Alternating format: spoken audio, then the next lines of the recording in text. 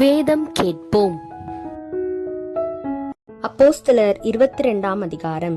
சகோதரரே, பிதாக்களே, நான் இப்பொழுது உங்களுக்கு சொல்ல போகிற நியாயங்களுக்கு செவி கொடுப்பீர்களாக என்றான்.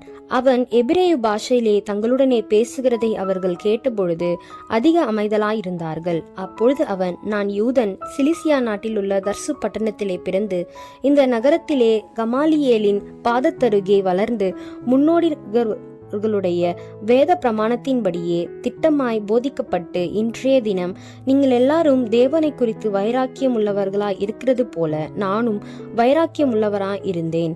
நான் இந்த மார்க்கத்தாராகிய புருஷரையும் ஸ்திரீகளையும் கட்டி சிறைச்சாலைகளில் ஒப்புவித்து மரண பரியந்தம் துன்பப்படுத்தினேன். அதற்கு பிரதான ஆசாரியரும் மூப்பர் யாவரும் சாட்சி கொடுப்பார்கள். அவர்கள் கையிலே நான் சகோதரருக்கு நிருபங்களை வாங்கி கொண்டு தமஸ்குவில் இருக்கிறவர்களும் தண்டிக்கப்படும்படிக்கு அவர்களை கட்டி எருசலேமுக்கு கொண்டு வரும்படி அவனிடத்திற்கு போனேன். அப்படி நான் பிரயாணப்பட்டு தமஸ்குவுக்கு சமீபமான போது மத்தியான வேளையிலே சடிதியாய் வானத்திலிருந்து பேரொளி உண்டாகி என்னை சுற்றி பிரகாசித்தது. நான் தரையிலே விழுந்தேன். அப்பொழுது, சவுலே, சவுலே, நீ என்னை ஏன் துன்பப்படுத்துகிறாய் என்று என்னுடனே சொல்லுகிற ஒரு சத்தத்தை கேட்டேன். அதற்கு நான், ஆண்டவரே, நீர் யார் என்றேன். அவர், நீ துன்பப்படுத்துகிற நசரேயனாகிய இயேசு நானே என்றார். என்னுடனே கூட இருந்தவர்கள் வெளிச்சத்தை கண்டு பயமடைந்தார்கள். என்னுடனே பேசினவருடைய சத்தத்தையோ அவர்கள் கேட்கவில்லை. அப்பொழுது நான், ஆண்டவரே, நான் என்ன செய்ய வேண்டும் என்றேன். அதற்கு கர்த்தர், நீ எழுந்து தமஸ்குவுக்கு போ, நீ செய்யும்படி நியமிக்கப்பட்டதெல்லாம் அங்கே உனக்கு சொல்லப்படும் என்றார். அந்த ஒளியின் மகிமையினாலே நான் பார்வையற்று போனபடியினால் என்னோடு இருந்தவர்களால் கைலாகு கொடுத்து வழிநடத்தப்பட்டு தமஸ்குவுக்கு வந்தேன்.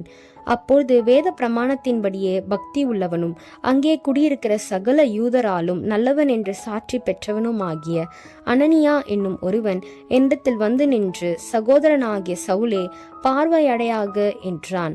அந்நேரமே நான் பார்வையடைந்து அவனை ஏறிட்டு பார்த்தேன். அப்போது அவன், நம்முடைய முன்னோர்களின் தேவனுடைய திருவுலத்தை நீ அறியவும் நீதிபரரை தரிசிக்கவும் அவருடைய திருவாய் மொழியை கேட்கவும் அவர் உன்னை முன்னமே தெரிந்து கொண்டார். நீ கண்டவைகளையும் கேட்டவைகளையும் குறித்து சகல மனுஷருக்கு முன்பாக அவருக்கு சாட்சியாயிருப்பாய். இப்பொழுது நீ தாமதிக்கிறதென்ன? நீ எழுந்து கர்த்தருடைய நாமத்தை தொழுது கொண்டு ஞானஸ்நானம் பெற்று உன் பாவங்கள் போக கழுவப்படு என்றான். பின்பு நான் எருசலேமுக்கு திரும்பி வந்து தேவாலயத்திலே ஜபம் பண்ணி கொண்டிருக்கையில் ஞான திருஷ்டியடைந்து அவரை தரிசித்தேன். அவர் என்னை நோக்கி, நீ என்னை குறித்து சொல்லும் சாட்சியை இவர்கள் ஏற்றுக்கொள்ள மாட்டார்கள்.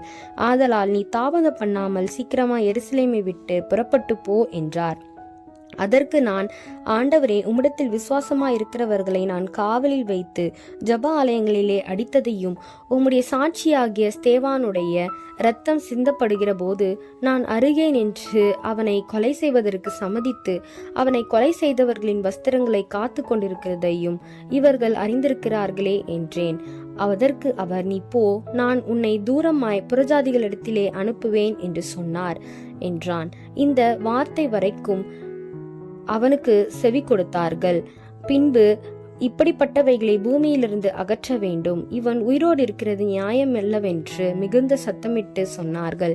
இவ்விதமாய் அவர்கள் கூக்கரிலிட்டு தங்கள் மேல் வஸ்திரங்களை எரிந்துவிட்டு ஆகாயத்திலே புழுதியை தூற்றி கொண்டிருக்கையில் சேனாபதி அவனை கோட்டைக்குள்ளே கொண்டு வரும்படி கட்டளையிட்டு அவர்கள் அவனுக்கு விரோதமாய் இப்படி கூக்கரிலிட்ட முகாந்திரத்தை அறியும்படிக்கு அவனை சவுக்கால் அடித்து விசாரிக்க சொன்னான். அந்தபடி அவர்கள் அவனை வாரினால் அழுந்த கட்டும்போது பவுல் சமீபமாய் நின்ற நூற்றுக்கு அதிபதியை நோக்கி, ரோமனும் நியாயம் விசாரிக்கப்படாதவனுமாய் இருக்கிற மனுஷனை அடிக்கிறது உங்களுக்கு நியாயமா என்றான். நூற்றுக்கு அதிபதி அதை கேட்டு சேனாதிபதியினிடத்திற்கு போய் அதை அறிவித்து, நீர் செய்ய போகிறதை குறித்து எச்சரிக்கையாயிரும், இந்த மனுஷன் ரோமன் என்றான். அப்பொழுது சேனாதிபதி பவுலிடத்தில் வந்து, நீ ரோமனா? எனக்கு சொல் என்றான். அதற்கு அவன், நான் ரோமன் தான் என்றான். சேனாதிபதி பிரத்யுத்தரமாக, நான் மிகுந்த திரவியத்தினாலே இந்த சிலாக்கியத்தை சம்பாதித்தேன் என்றான். அதற்கு பவுல், நானோ இந்த சிலாக்கியத்திற்குரியவனாக பிறந்தேன் என்றான். அவனை அடித்து விசாரிக்கும்படி எத்தனமாய் இருந்தவர்கள் உடனே அவனை விட்டுவிட்டார்கள். சேனாதிபதி அவன் ரோமன் என்று அறிந்து அவனை கட்டுவிக்கிறதற்காக பயந்தான். பவுலின் மேல் யூதராலே ஏற்படுத்தப்பட்ட குற்றம் இன்னதென்று நிச்சயமாய் அறிய விரும்பி அவன் மறுநாளிலே அவனை கட்டவிழ்த்து பிரதான ஆசாரியரையும் ஆலோசனை சங்கத்தார் அவரையும் கூடி வரும்படி கட்டளையிட்டு அவனை கூட்டிக் கொண்டு போய் அவர்களுக்கு முன்பாக நிறுத்தினான்.